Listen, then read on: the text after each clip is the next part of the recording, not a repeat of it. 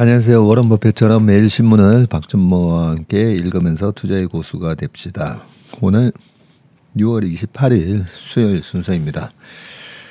오늘은 전자신문에서 기사를 가져왔습니다. 첫 번째 기사는 ESS 배터리 수요, 전기차 사용 후에 배터리로 충분 재사용 시스템을 구축해야 된다. 이렇게 되어 있고요. 아마 전기차에 들어갔던 배터리가 우리도 핸드폰 쓰시다 보면 충전 속도도 좀 느려지고 충전을 해도 빨리 좀 없어지잖아요. 제 핸드폰도 지금 벌써 이제 4년째 돼 가서 그런 건지 충전도 잘 안 되고 좀 충전을 해도 빨리빨리 줄어드는데요.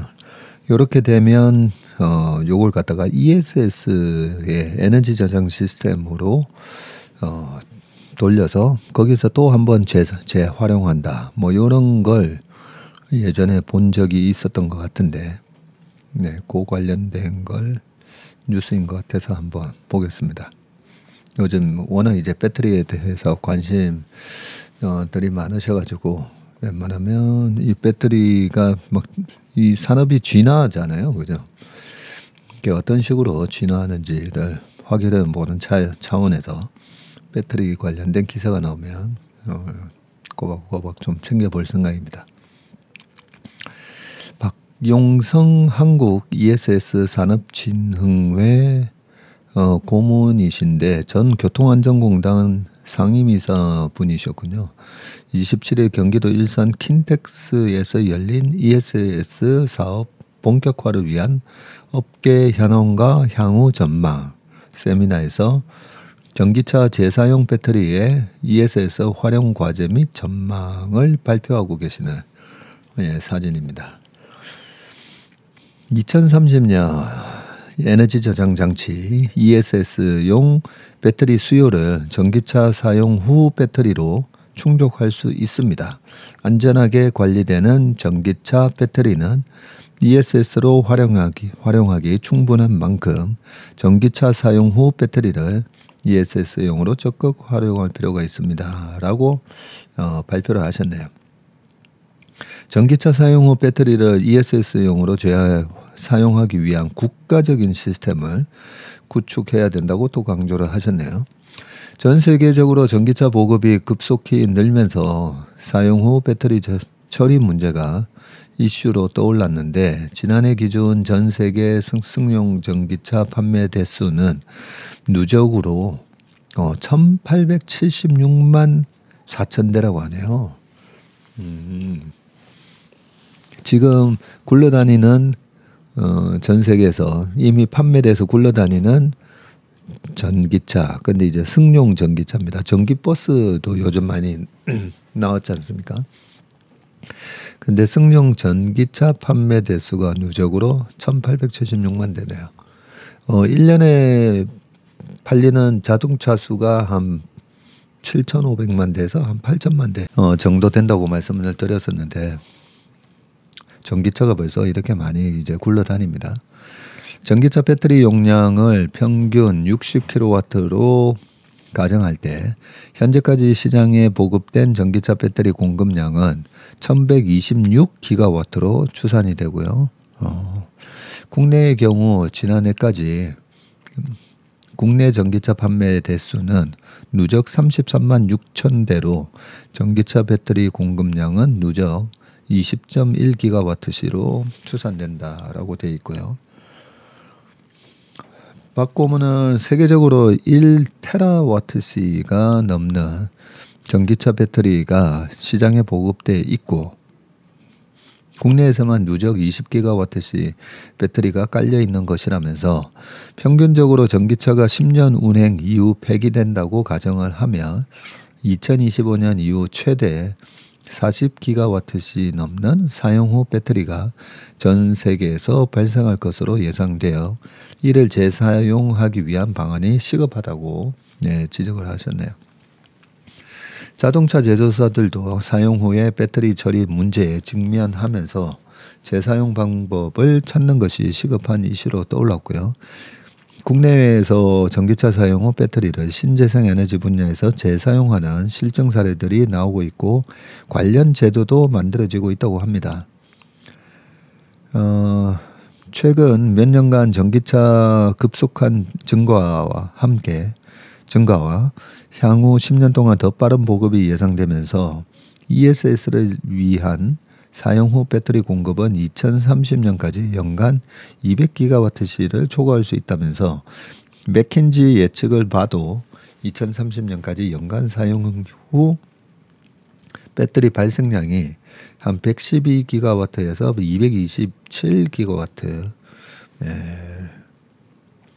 227기가와트가 ESS 요구량을 충분히 충족시킨다고 설명을 했습니다.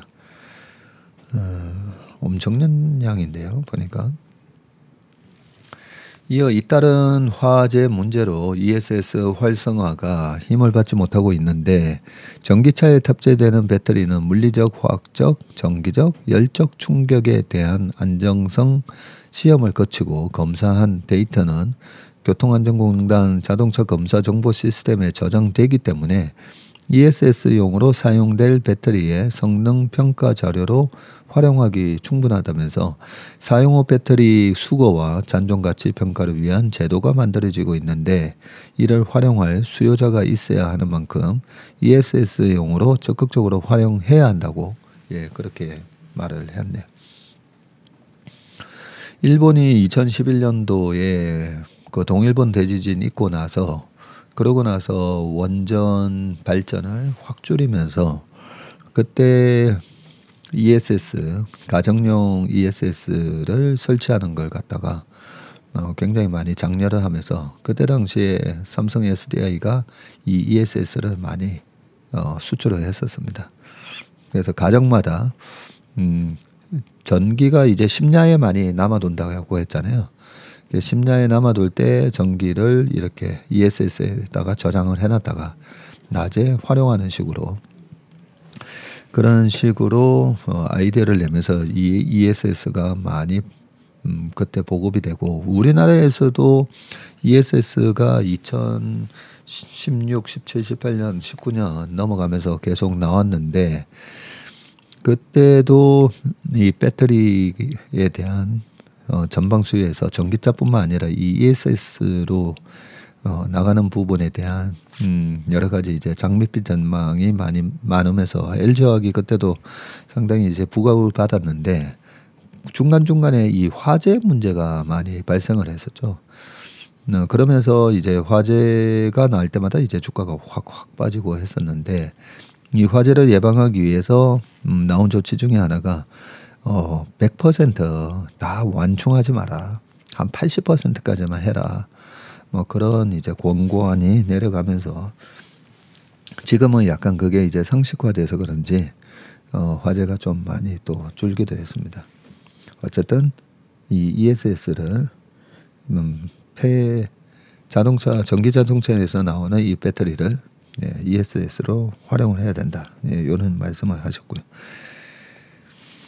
두 번째 기사는 한국 레노버 최대 120개 코어 인텔 4세대 탑재 싱크 스테이션 신제품을 출시했다라고 해서 레노버면 컴퓨터 회사 아닌가. 근데 최근에 노트북이 레노버가 글로벌 1등인가요? 그러고 보니까 노트북이나 이런 거 사러 가면 항상 레노버 제품을 본 것 같아요. 근데 약간 데스크탑 사진에 보면 이 데스크탑에 뭘 세워놓은 것 같아서 요즘도 이런 게 많이 팔리나. 저희 회사만 하더라도 사실 여기 있잖아요. 데스크탑 대신 아예 그냥 노트북을 쓰자라고 해서 처음부터 저희는 아예 노트북을 사버렸거든요. 그러면 저희 직원들이나 저도 마찬가지지만 주말에 노트북 들고 가서 또 스타벅스 가가지고 노트북으로 또 일도 하는데 그래서 한번 이 데스크탑 레노버에 어떤 그 마케팅을 하는지 한번 봤습니다. 레노버가 최대 코어 최신 인텔 프로세서를 탑재한 워크스테이션인 싱크스테이션을 출시했다. 서울 강남에서 싱크스테이션 PX, P7, P5 3종을 소개하는 기자간담회를 열었었네요. 싱크스테이션 PX는 최대 120개 코어와 4세대 인텔 제온 스케일러블 프로세서를 탑재했다고 합니다. 레노버는 영국 자동차 브랜드 에스턴 마틴과 함께 신제품을 설계했고요. 레노버 측은 에스턴 마틴이 뛰어난 공기 역학과 냉각 기술을 갖춰 신제품을 공동 디자인했다고 설명을 했습니다. 싱크스테이션 PX는 레노버의 제품 중 최고 사양 모델로 이전 세대에 대비해서 코어 개수가 많고 확장성과 성능이 향상됐다.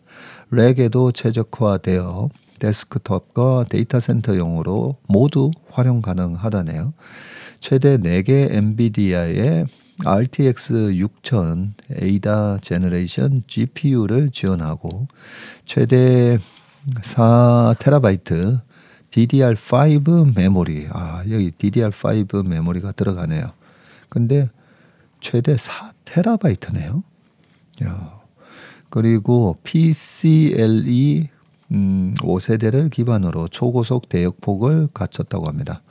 신제품 성능이 이전 자사 모델 대비 2배 수준이라고 하네요. 이형우 한국 레노버 상무는 4세대 최신 인텔 프로세서를 탑재하고 최대 120개 코어까지 지원한 것이 경쟁력이라고 하면서 렉 구성에 최적화되어 있어 서버의 전유물이었던 복잡한 컴퓨팅을 데이터 센터에서도 유연하게 사용할 수 있다고 덧붙였네요. 고성능 컴퓨팅에 최적화된 싱크스테이션 수요가 많은 전문가 집단을 잘 공략하는 것이 핵심이라면서 파트너사들과 관련 있는 고객들로 시장 확대를 하려 한다고 말했습니다. 데이터 센터에서 고성능 컴퓨팅이 많이 쓰이는데 신제품을 가로로 눕혀서 쓸 수도 있고 뒷면에 전원 버튼이 있어서 데이터 센터에서 편리하게 작업을 할 수 있다고 했고요. 데이터 센터에서는 보통 워크스테이션을 이렇게 가로로 쌓아서 쓰는 경우도 많다고 그렇게 설명했는데 이번 신제품에는 전원 공급 장치가 2개인 듀얼 파워 서플라이 기능을 새로 탑재해서 시스템을 안정적으로 운영할 수 있게 했고요. 전원을 끄지 않고도 저장 장치를 교체할 수 있는 핫 스왑 기능도 추가됐다고 합니다. 마더보드 좌측에는 3D 메시를 통한 메인 공기 흐름이 이루어지면서 메모리와 CPU, GPU의 온도를 낮춰준다고 했네요. 시스템이 고성능화하면서 발열 관리에 집중하고 있다. 그런 얘기를 하셨고 싱크스테이션 P7은 인텔 최신 제온 W 프로세서를 탑재했고 싱글 소켓에서 최대 56개 코어를 지원하고 엔비디아의 RTX 6000 에이다 제너레이션 GPU를 최대 3개까지 구성한다고 합니다. 네, 그리고 신규시 한국 레노버 대표는 싱크스테이션 3종은 VR과 MR 그리고 버추얼 프로덕션과 머신 러닝 그리고 데이터 사이언스 등 새로운 하이브리드 작업 환경에 필요한 성능을 제공한다고 말을 했습니다. 네, 메모리 수요가 여전히 PC가 보통은 이제 PC 모바일 데이터 센터 했을 때 지금은 이제 334 아니면 PC가 뭐 거의 한 20%까지 줄고 뭐 그런 얘기가 많은데 여전히 메모리 수요에 이 PC에는 이제 노트북까지 다 포함된 건데요.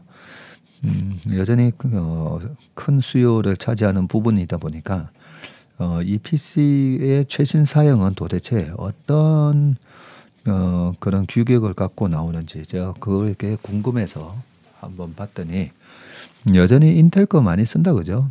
인텔 프로세서. 그러고 보면 옛날에 우리 PC에 486, 586 쓸 때는 인텔 인사이드였는데 지금 제 노트북을 보니까 여기 보면 엔비디아, 초록색이 엔비디아 그리고 오른쪽은 인텔 코어 i7 뭐 그렇게 돼 있네요. 거기서 여기 엔비디아 공부하다가 그냥 뭐 RTX 6000 뭐 이렇게 본 적이 있는데 최대 4개 엔비디아 RTX 6000 에이다 제너레이션 GPU를 지원한다. 뭐 이런 얘기가 나와서 최신 이런 PC에는 이런 GPU가 4개나 들어가고 RTX 6000 에이다 제너레이션이 가격이 뭐 얼마 이런 걸 본 적이 있는 것 같은데요. 기억이 가물가물하네요. 10만 불 전체 가격이 한 10만 불에서 얘네들이 차지하는 비중이 얘네들이 10만 불인데 최신에 나온 엔비디아 거는 뭐 27만 불, 30만 불, 40만 불 이래 되게 비싸다 뭐 이렇게 본 것 같기도 하고 좀 기억이 가물가물합니다. 어쨌든 최신 PC에는 이 4TB DDR5 메모리가 들어간다 그죠? 1GB DDR5가 20센트인가 어제 그렇게 본 것 같은데 1TB면 곱하기 뭐 얼마 해가지고죠. 전 테라 기가 다음에 테라니까 만을 곱해야 되나요? 네, 그 다음 기사를 보겠습니다. ESG는 기업 가치 높이는 경영 환경의 변화다라고 되어 있습니다. 뭐 ESG 얘기 되게 많이 하잖아요, 그죠? 근데 이 ESG가 그냥 기업의 브랜드 이미지, 뭐 좀 착한 기업, 그런 이미지 메이킹으로만 쓰는 건지 실질적으로 기업에서 이런 ESG 자체가 정말 기업 가치를 높이는 부분인지 그런 부분이 늘 이제 의문이 드는데 여기서는 ESG가 기업 가치 높이는 경영의 환경 변화라고 하니까 한번 읽어볼게요. 날이 이제 많이 더워졌다 그죠? 선풍기를 조금 켜놓고 하겠습니다.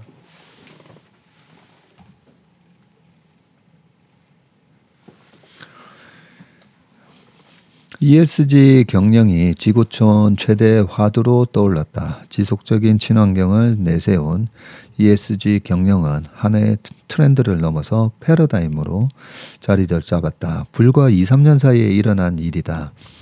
기업이 ESG 경영을 하지 않으면 퇴출될 수도 있는 사회적 분위기가 조성이 됐다. ESG는 환경과 인권을 무시하는 기업은 퇴출이라는 혁명을 이끌고 있다. 영국, 동일, 프랑스 등 주요 선진국 연기금의 ESG 철학을 담은 자금 운영 전략에 이어서 세계 최대 자산운용사 블랙락 최고 경영자 레리 핑크 회장의 연례 서한이 촉발이 됐다. 레리 핑크는 2020년 초에 앞으로 ESG 성과가 나쁜 기업에는 투자하지 않겠다고 선언을 했습니다.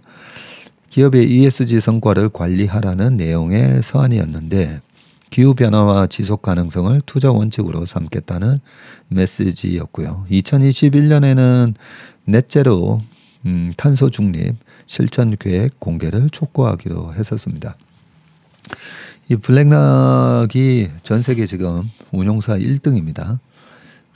한 20년 전만 하더라도 피델리티가 운용사 1등이었는데요. 지금은 뭐 잽도 안 됩니다.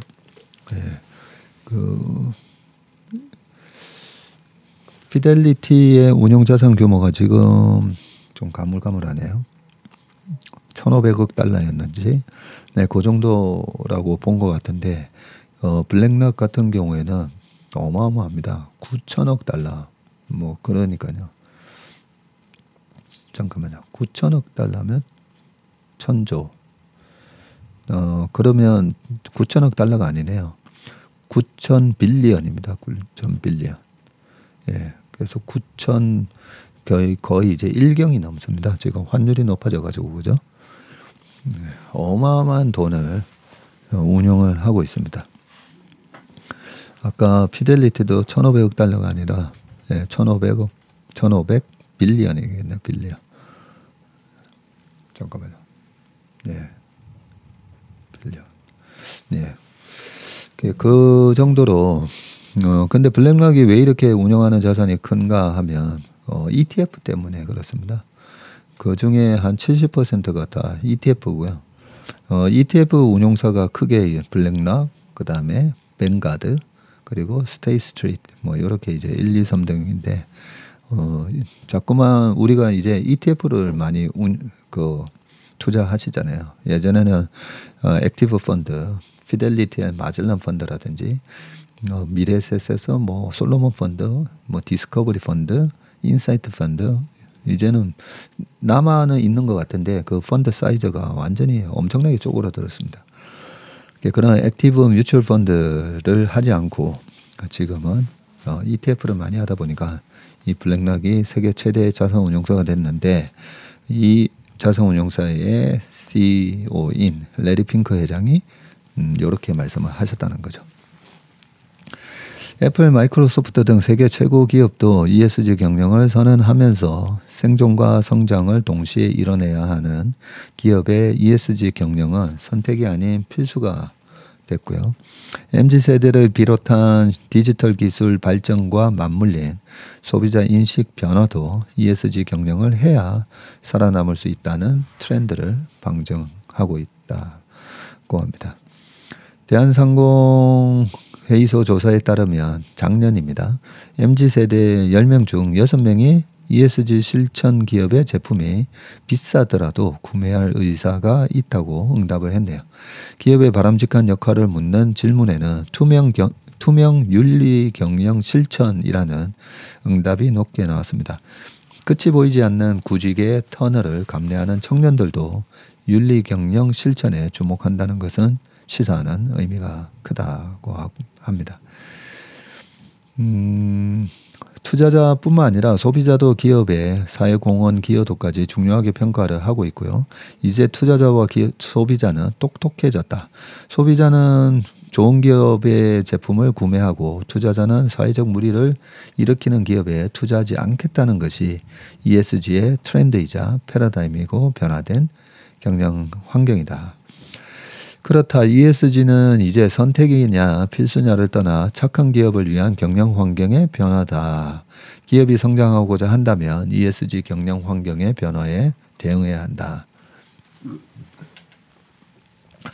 문제는 실천하겠다는 CEO의 의지다. 역사적으로 환경 변화에 대응하지 못해 사라지거나 잊혀진 기업은 의외로 많다. 세계 카메라 필름 시장을 석권했던 미국 코닥이 디지털 시대에 편성하지 못해서 파산한 것을 비롯해서 워크맨, TV 등으로 글로벌 최고였던 일본 소니의 2012년 주식가치 급락과 리만 브라더스의 몰락이나 사브가 사라진 사례를 통해서 기업의 환경 변화 대응이 얼마나 중요한지를 알 수 있다. 소비자와 투자자들에 의한 경영의 환경은 시시때때로 변화하고 있는데 이를 예측하지 못하거나 대응이 늦을수록 기업의 생존에 위협되는 것은 자명하다. 이런 점에서 ESG는 경영 환경의 변화이고 대응이다. ESG는 환경, environmental, 그리고 사회, social, 그리고 지배구조, governance의 앞글자를 딴 용어다. 기업의 비재무적 성과를 측정하는 지표다. 투자 대상을 선정할 때 재무제표나 현금 흐름과 같은 금전적 이익뿐만 아니라 기업의 지속 가능성과 사회적으로 미치는 영향까지 고려해 투자하겠다고 만든 기준이다. 이렇듯 불확실한 미래 생존의 유일한 해법이자 기업 가치를 높이는 ESG, 생존과 성장을 위한 CEO의 실천 의지만 남았다라고 되어 있습니다. 심영수 진영 대표라고 되어 있고요. 그런데 저희 국민연금에서도 ESG를 가지고 하는 펀드가 있습니다. 네, 그게 무슨 펀드였죠? 네, ESG. 예, ESG 하여튼 펀드가 있고요. ESG 점수를 또 매기기도 합니다. 그리고 ESG 점수가 높은 기업에다가 우리가 투자를 잘 할 수가 있습니다라고 운용사가 또 제안을 해가지고요. ESG 펀드 를 분류를 따로 해가지고요. 국민연금에서 또 자산 배분을 해서 위탁을 하고 있는데 약간 의문스러운 거는 ESG 점수가 높은 기업에 투자를 했더니 과연 이게 벤치마크 일반 코스피라든지 미국은 이제 S&P 500 그 이상의 수익이 나오느냐를 가지고 항상 이렇게 좀 논란이 많습니다. ESG 점수가 높은 기업에 투자해서 일반 벤치마크 지수보다 더 높은 성과가 나오면 고민할 것이 없잖아요. 그냥 ESG 점수 높은 기업에 하면 되는데,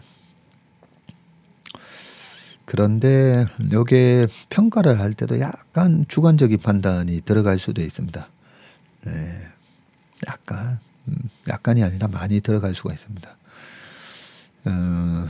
ESG, 환경 이런 거는 명확한데요.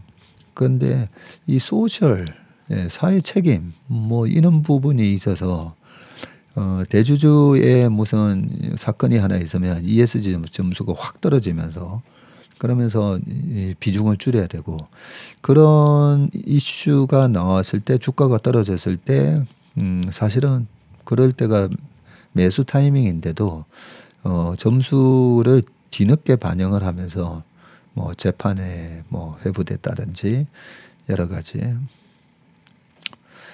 이런저런 이유로 그러다 보니까 약간 그 운영하는 방법에 있어서 좀 묘를 살리지 않으면 썩 그렇게 성과가 좋지 않다는 그런 얘기도 있습니다. 그러면 국민연금이 2048년, 2050년 되면 고갈이 될 수도 있다고 하는데, 고갈이 되더라도 ESG 점수가 높은 회사를 투자하는 게 맞는지, 아니면 수익이 높은 기업에다가 투자를 하는 게 맞는지 이런 딜레마에 빠지는 거죠. 네. 그래서 명확하게 ESG에 대한 투자가 성과가 더 좋다라는 뭔가 있어야 되고요. 이분 말씀대로, 이 심영수 대표님 말씀대로 확실하게 이렇게 ESG를 강화했더니 기업 가치가 확실하게 더 좋아졌다. 이런 사례들이 조금 많이 나와서 투자에도 좀 도움이 되는, 그러면 꼭 먹고 알 먹고 아니겠습니까? 그죠? 네. 기업의 사회적인 가치도 높아지고, 한마디로 이제 좀 착한 기업이 돈도 더 잘 버는 그런 환경이 좀 됐으면 좋겠습니다. 그 다음 기사는요. 박재민 교수의 펀한 기술 경력 두 열목을 넘어서라고 되어 있습니다. 제가 수요일마다 이 전자신문을 읽을 때마다 이 박재민 교수님의 요 칼럼을 항상 읽어보는데요. 어떤 오늘은 얘기인지 궁금합니다. 여울목. 어느 사전은 여울물이 턱진 곳이라고 설명한다. 설명이 더 어려운데요. 여울물이 턱진 곳. 네. 강이나 내의 바닥이 얕거나 폭이 좁아 흐르는 곳을 여울이라 하니, 이런 곳 중에서도 유독 두드룩한 곳을 이리 지칭하는 듯도 싶다. 그렇다고 이리 불리는 곳들 모두가 같은 모양새는 아닌가 보다. 어딘 수심이 얕고 맑은 물이 흘러 여울 낚시꾼들의 명소가 되는가 하며, 어디는 수심이 깊고 물살이 빠르니 괜한 호기심이나 만용을 부리지 말라는 경고장이 붙은 곳도 있다고 한다. 혁신은 물결로 따지면 어떤 모양일까? 어쩌면 태반은 천천히 흐르는 잔잔한 물 흐르는 것이겠다. 하지만 어느 순간 물결은 빨라지고 급기야 좁은 벼랑 사이 경랑이 눈앞에 드러날 수도 있다. 파이프라인. 오랫동안 저마다 기업엔 뭔가를 만들어내는 정해진 순서가 있었다. 공장에서 소비자까지 이어진 모양을 따서 이렇게 불렀다. 이것을 따라 기업은 뭔가를 만들어냈고 오랜 기간 변함없이 어느새 상식이 되었다.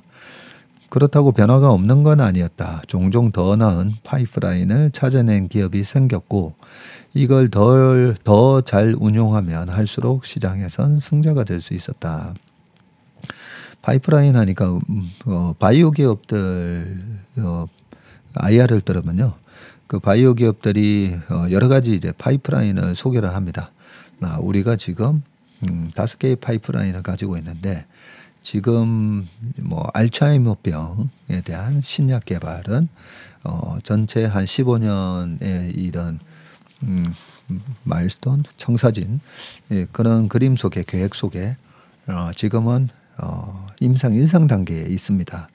그리고 이 임상 1상이 언제 끝나고 2상은 언제 하고 뭐 그러면서 알츠하이머 신약을 개발하는 파이프라인, 두 번째는 당뇨병을 개발하는 파이프라인, 뭐 또 하나는 뭐 백신을 개발하는 이런 식으로 파이프라인을 얘기하고 엔터테인먼트 회사 가도 거기서는 뭐 파이프라인이라고 얘기는 안 하는데 다 내년에 여자 아이돌 뭐 3명으로 구성된 아니면 일본, 중국, 태국 합쳐가지고 다국적 아이돌 그룹을 내년 말에 또 선보일 겁니다. 뭐 이런 식의 기업마다 다 이런 파이프라인을 갖고 있는 경우가 많습니다. 아마존과 넷플릭스가 마치 디지털 세상의 승자처럼 보이지만 따지고 보면 여기에 해당한다. 아마존은 유통이라는 입장에서 보면 매장을 전자상거래로 바꿨다는 걸 제외하며 본질적으로는 파이프라인이라는데 다를 바 없었다. 이 점에선 넷플릭스도 마찬가지다. 블록버스터의 매장을 통한 방식을 한때 우편 송달 방식으로 그 다음은 스트리밍이란 다른 파이프라인으로 대체했고 성공했다. 적어도 초창기 이들 모두 파이프라인 비즈니스를 했다는 점에 본질적 차이는 없었다. 즉 더 나은 파이프라인은 그렇지 못한 파이프라인을 이긴다는 첫 번째 원리를 잘 실천한 모범생이었던 셈이다. 이 박재민 교수님이 얘기하는 이 파이프라인은 좀 다른 개념이다, 그죠? 네. 공장에서 소비자까지 이어지는 모양을 따서 이렇게 파이프라인으로 했다, 불렸다, 이런 개념입니다. 여기서는. 자, 그러던 것이 언젠가부터 좀 달라져 보였다. 플랫폼이란 불리는 것이 파이프라인을 능가하는 듯 싶었다.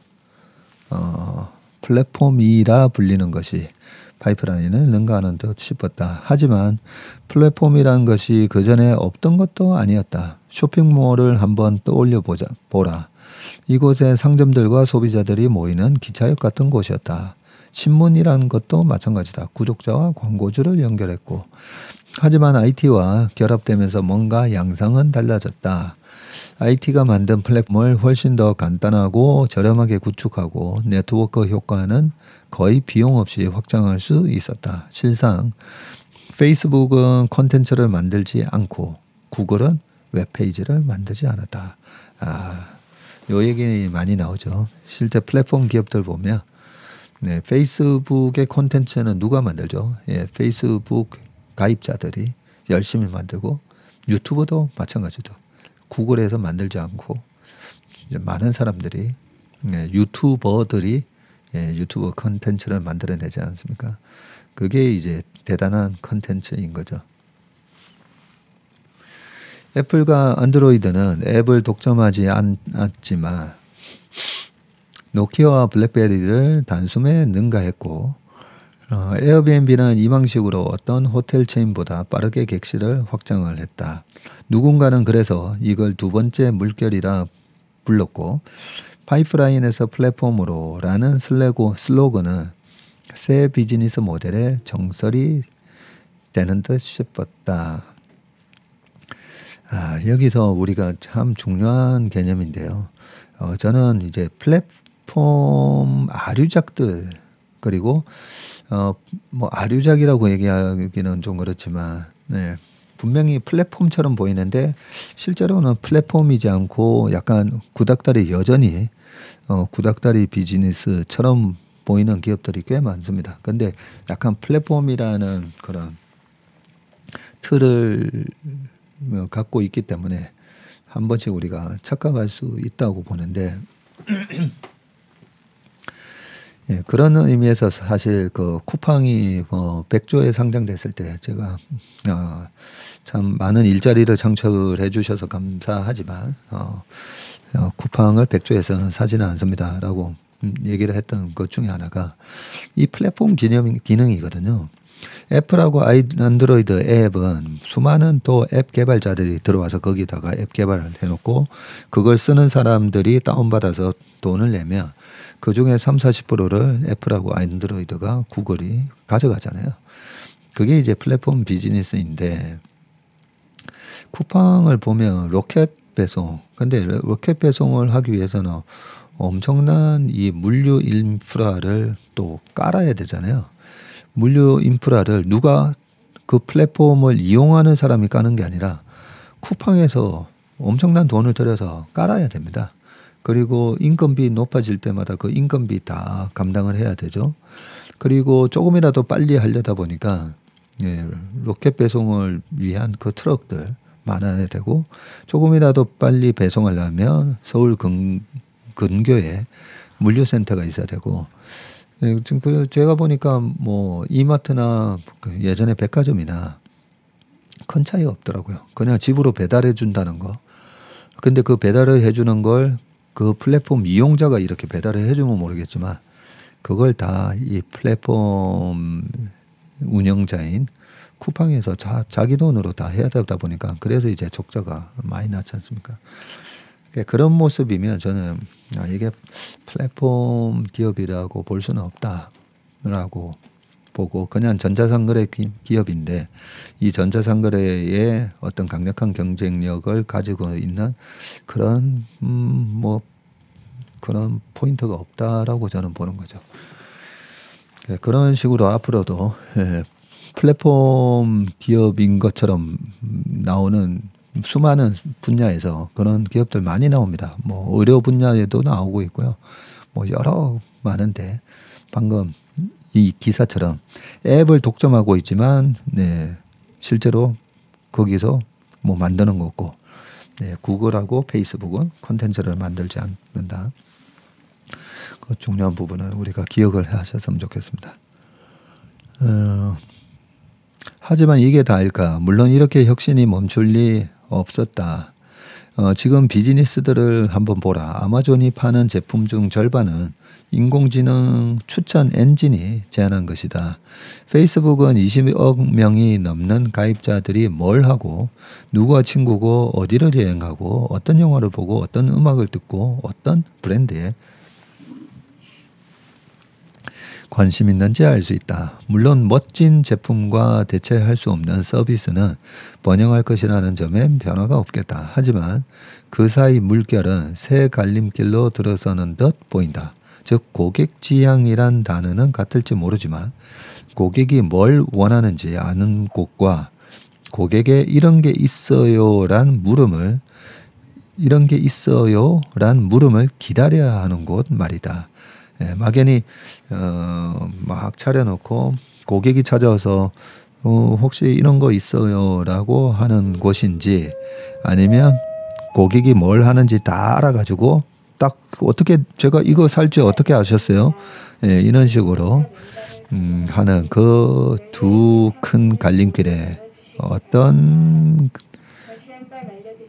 선택을 하느냐 그런 얘기고요. 당신이 어느 길을 선택하든지 목적지에 다다를 수 있을지도 모른다. 이 둘 중 어떤 곳이 더 경영을 앞두고 있는지도 분명하지는 않다. 하지만 한 가지 분명한 건 곧 당신 앞에 이 두 다른 요울목이 모습을 드러낼 것이라는 점이다. 아마도 조만간이라고 얘기하셨습니다. 그 다음 기사는요. 상반기에 인기 상품 고객 만족 롯데정보통신 전기차 충전 플랫폼 EVSIS라고 돼 있어요. 전기차를 아직까지는 타고 다니지 않다 보니까 전기차 충전소 이용은 뭐 도대체 어떻게 하고 이 전기차 시장이 엄청나게 커진다면 이 충전 인프라 요 분야도 상당히 좋아질 거 아닙니까, 그죠? 그래서 일단은 상반기 인기 상품 전자신문에서 아마 선정을 한 건가요?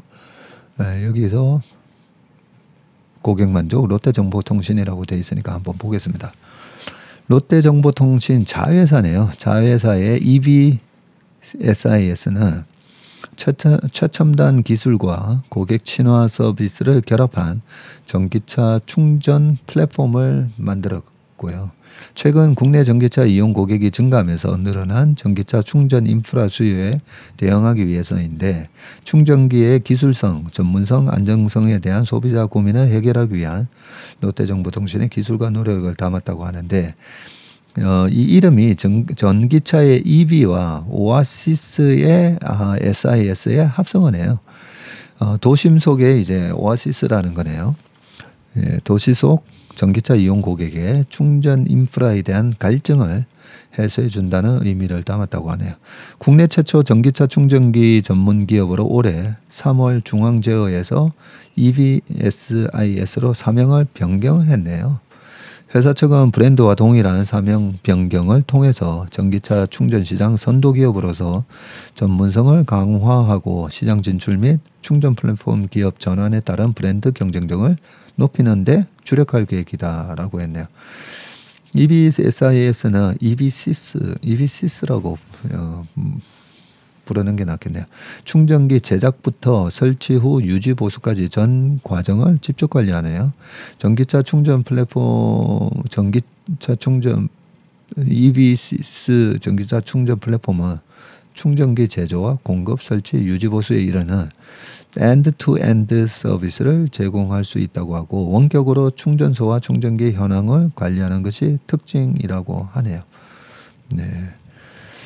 이거 뭐 읽으면서 예전에 현대 글로비스가 충전 사업을 한다 뭐 그랬던 것 같은데, 이 현대 국내는 거의 현대 기아차가 70에서 80% 이상의 시장 점유율을 갖고 있다니 보니까 글로비스 이런 데가 1등이 아닌가 싶은데 그 내용은 잘 없고요. 밑에 보니까 현재 EVSIS는 국내에 약 4만 기의 충전기를 구축하고 약 2,000기 충전기를 운영 중이네요.